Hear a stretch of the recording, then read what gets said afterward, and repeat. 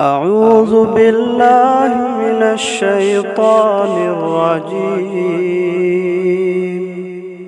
بسم الله الرحمن الرحيم.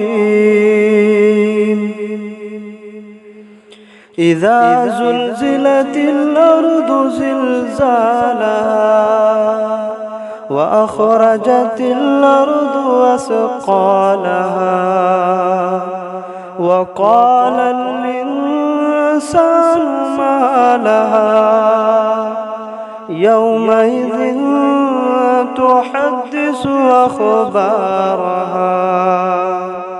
بأن ربك أوحى لها يومئذ يصدر الناس أشتاتا ليروا أعمالهم فمن يعمل مثقال ذرة خيرا يره ومن يعمل مثقال ذرة شرا يره.